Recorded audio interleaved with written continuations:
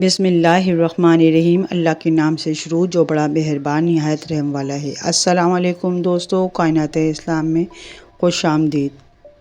ایک پیاری دعا کے ساتھ خوبصورت زندگی خود بخود نہیں بن جاتی، بلکہ اس کی تعمیر روزانہ کی دعاؤں پر ہوتی ہے۔ دعا کیجیے، دعا لیجیے، دعا کیجیے۔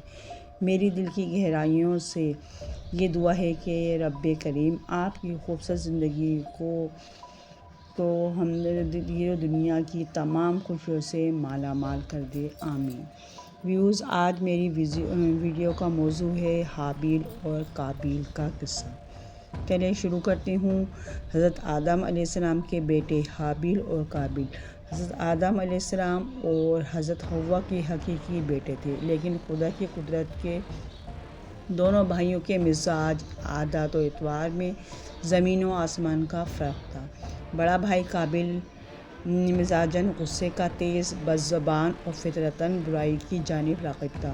حسد، بغض، سرکشی، تکبر، انتقام کا جذبہ اس کی سرشت میں شامل تھا اور اس کا ذریعہ معاش کھیتی باڑی تھا، جبکہ چھوٹا بھائی حابیل نیک سیرت، متقی، پرہیزگار، منقش المزاج، عاجز انسان تھا۔ وہ بھیڑ بکریاں چرایا کرتا اور فارغ وقت اپنے والد کی خدمت میں گزارتا۔ قابیل شکل و صورت میں حابیل سے زیادہ خوبصورت تھا، جبکہ حابیل واجبی قد و خال کا مالک لیکن اپنے بڑے بھائی قابیل کے مقابلے میں زیادہ قوی و طاقتور تھا۔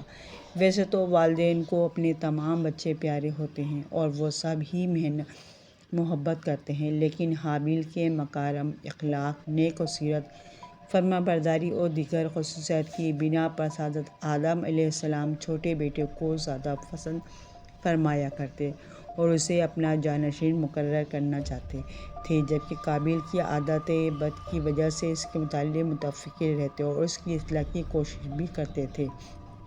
تنازع حابیل اور قابیل۔ قرآن کریم نے حضرت آدم علیہ السلام کے ان دونوں صاحبزادوں کے نام لے کر مخاطب نہیں کیا، البتہ توریت میں ان کے نام حابیل اور قابیل بیان کیے گئے ہیں۔ ان کے واقعے کے متعلق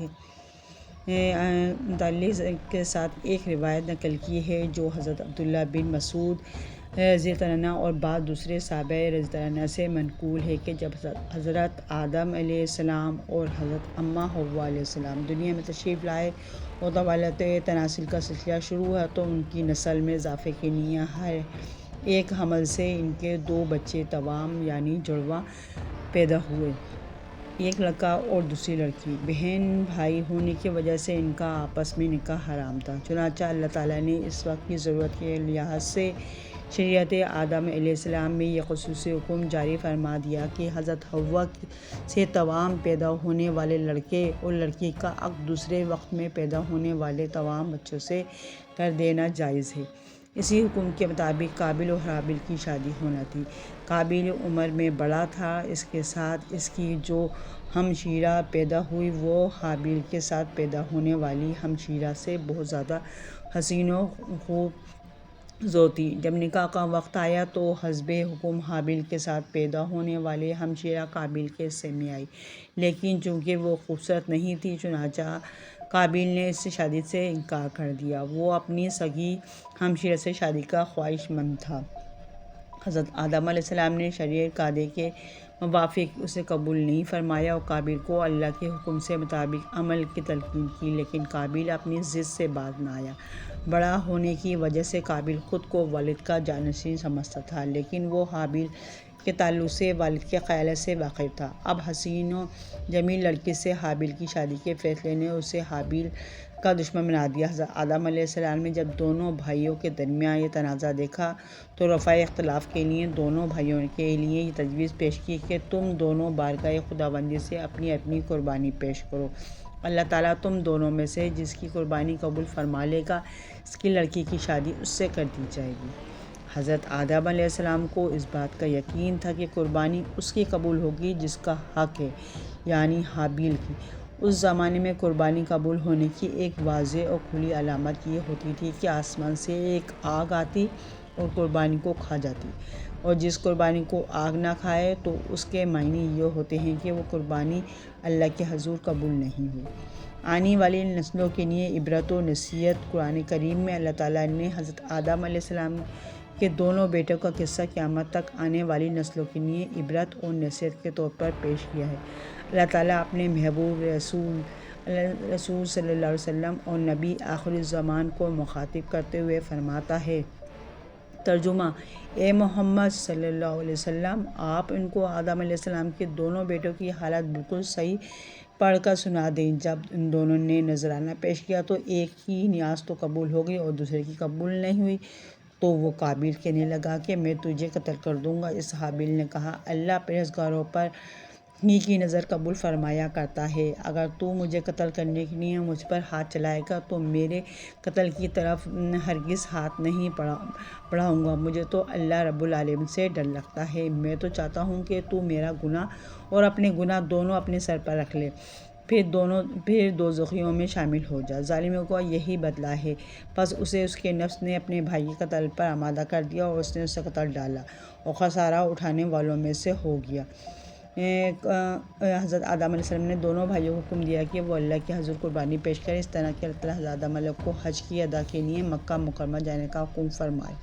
حضرت آدم علیہ السلام قابیل کی جانب سے متفقر تھے، چنانچہ حج کے سفر پر جانے سے پہلے آپ نے دونوں بیٹوں کو بلا کر نصیحت کی کہ بارگاہ خداوندی سے جو بھی فیصلہ آئے اسے دونوں بھائی بخوشی قبول کریں اور آپس میں مل جل کر رہیں۔ اس ہدایت اور نصیحت کے بعد حضرت آدم علیہ السلام مکہ مکرمہ روانہ ہو گئے۔ قابیل باپ کی نصیحت کی وجہ سے قربانی دے پر آمادہ ہوا، چنانچہ دونوں نے قربانیاں پیش کیں۔ حابیل بکریوں والے تھے، چنانچہ انہوں نے ایک نہایت عمدہ، خوبصورت اور فربا بکری راہ خدا میں قربانی کے لیے پیش کی۔ قابیل کھیتی باڑی کرتا تھا، لہٰذا اس نے فضول اور ردی فصل کا ایک گھٹا قربانی میں دیا۔ اللہ نے حابیل کی قربانی قبول فرما لی، مگر قابیل کی قبول نہیں ہوئی۔ اس زمانے میں قربانی قبولیت کی علامت یہ ہوتی تھی کہ آسمان سے ایک شعلہ نیچے اترتا اور وہ قربانی کے لیے پیش کی گئی شے کو جلا کر بھسم کر دیتا۔ اس کا مطلب یہ تھا کہ اللہ نے قربانی قبول فرما لی۔ یہ دیکھ کر قابیل غضبناک ہو گیا اور حسد کی آگ میں جل کر بولا، میں تجھے جان سے مار ڈالوں گا۔ حابیل نے کہا، بھائی جان، اس میں میرا کیا قصور ہے؟ یہ تو اللہ تعالیٰ کا قاعدہ ہے کہ وہ صرف اپنے متقی بندوں کی قربانی قبول فرماتا ہے۔ اگر آپ مجھے قتل کرنے کے لیے اپنے ہاتھ چلائیں گے تب بھی میں آپ کو قتل کرنے کے لیے اپنا ہاتھ نہیں چلاؤں گا، کیونکہ مجھے تمام جہانوں پروردگار اللہ تعالیٰ کا خوف ہے۔ اگر آپ اس انتہا تک پہنچ جائیں گے کہ مجھے قتل کر دیں گے تو آپ اپنے گناہوں کے ساتھ میری خطاؤں کا بوجھ بھی اپنے سر اٹھائیں گے۔ ایک بے گناہ انسان کو قتل کرنے والا گویا مقتول کے تمام گناہوں کا بوجھ بھی اپنے سر اٹھا لیتا ہے۔ اسی طرح میرے گناہ کا وبال بھی آپ کے سر ہوگا، اور میرے لیے تو یہ کوئی کھانے گھاٹے کا سودا نہیں، البتہ اس جرم کی وجہ سے آپ جہنمی ہو جائیں گے۔ ان الفاظ کے بین السطور اس کے ضمیر کی کشمکش کا مکمل نقشہ موجود ہے۔ ایک طرف اللہ کا خوف، نیکی کا جذبہ، خون کا رشتہ، اور دوسری طرف شیطانی ترغیب، حسد کی آگ اور نفسانی خواہش کی اکساہٹ، اور پھر بالآخر اس اندرونی کشمکش میں اس کا نفس جیت ہی گیا، اس نے بھائی کو قتل ڈالا، جس سے وہ نقصان پانے والوں میں سے ہو گیا۔ حضرت عبداللہ بن عمر فرماتے ہیں، خدا کی قسم، مقتول حابیل قابیل سے زیادہ طاقتور تھا، لیکن اسے حیا اور شرم مانے رہی کہ اپنے بھائی کی طرف قتل کے لیے ہاتھ بڑھائے۔ علامہ ابن کثیر قتل کے حوالے سے مختلف اقوال تیاری فرماتے ہیں کہ شاید قابیل کے پاس لوہے کی راڈ ہو جس سے حابیل کو مارا اور قتل کر دیا، اور ایک قول یہ بھی ہے کہ قابیل نے پتھر کی چٹان حابیل کے سر پر مار کر اسے ہلاک کیا، جبکہ حابیل جب سو رہا تھا تو قابیل نے بھائی کا سر کچل ڈالا۔ ایک قول یہ بھی ہے کہ قابیل نے حابیل کا گلا گھونٹا اور اس طرح سے اسے کاٹا جسے درندے کاٹتے ہیں، جس سے وہ جان بحق ہو گیا۔ اگر کوئی ناحق کو کسی کو مارنے لگے تو اسے اجازت ہے کہ اپنے دفاع میں ظالم کو مار ڈالے، لیکن اگر صبر کرے تو شہادت کا درجہ ہے۔ حابیل نے اپنے بھائی کے قابیل سے کہا تھا کہ بھائی، میں آپ سے ڈر کر نہیں بلکہ اللہ تعالیٰ کے خوف سے ہی چاہتا ہوں کہ اپنے بھائی کے خون میں اپنے ہاتھ نہ رگڑوں۔ زمین پر انسان کا پہلا قتل قرآن کریم میں مذکور شادی کا کوئی تذکرہ نہ ہے، نہ حضرت آدم علیہ السلام کے صاحبزادوں اور حابیل اور قابیل کے نام موجود ہیں، بلکہ ناموں کے بجائے آدم علیہ السلام کے دو بیٹے کہہ کر زندگی ذکر کیا گیا ہے۔ اس قربانی کا ذکر فرما کر اللہ تعالیٰ نے لاش کی تدفین کے بارے میں یوں فرمایا کہ ترجمہ: اب اللہ نے کوا بھیجا جو زمین پر کریدنے لگا تاکہ اسے دکھائے کہ اپنے بھائی کی لاش کو کس طرح چھپائے۔ کہنے لگا، ہائے افسوس، کیا میں اس کوے کی مانند بھی نہ ہو سکا کہ اپنے بھائی کی لاش چھپا دیتا۔ سو وہ پشیمان ہونے والوں میں سے ہو گیا۔ لاش دفن کرنے کا طریقہ کوے نے سکھایا۔ قابیل نے اپنے بھائی کو قتل تو کر دیا، لیکن اب وہ نہایت پریشان تھا کہ اس لاش کا کیا کرے۔ یہ زمین پر کس انسان کا پہلا قتل تھا؟ بعض مفسرین نے ذکر کیا کہ جب قابیل اپنے بھائی کو قتل کر چکا تو اس کی لاش 1 سال تک اپنے پشت پر لادے پھرتا رہا۔ اہل کتاب سے منقول ہے کہ دمشق کے شمال میں ایک پہاڑ جبل قاسیون میں وہ غار موجود ہے جس میں قابیل نے پتھر مار کر حابیل کو قتل کیا تھا۔ یہ غار آج بھی خونی غار کے نام سے پکارا جاتا ہے۔ اس بات کی صحت کا علم اللہ تعالیٰ ہی کو ہے۔ بعض مفسرین نے لکھا ہے کہ اللہ تعالیٰ نے 2 کووں کو بھیجا تھا۔ اسماعیل بن عبد الرحمن بن ابی کریمہ مفسر قرآن میں اوسدی کے نام سے شہرت رکھتے ہیں۔ وہ اپنے سند کے ساتھ روایت کرتے ہیں کہ وہ کوے دونوں بھائی تھے، پھر دونوں لڑنے لگے حتیٰ کہ ایک نے دوسرے کو ہلاک کر دیا۔ پھر وہ قتل کے بعد زمین کی طرف جھکا اور اسے کودنے لگا، پھر گڑھے میں کوے کو ڈالا اور اسے دفن کر کے چھپا دیا۔ جب قابیل نے یہ سب دیکھا تو پکار اٹھا، ہائے افسوس کہ میں اس کوے کی طرح ہونے سے بھی عاجز ہو گیا، اپنے بھائی کی لاش چھپا لوں۔ پھر قابیل نے کوے کو پیروی کرتے ہوئے بھائی کو دفن کر دیا۔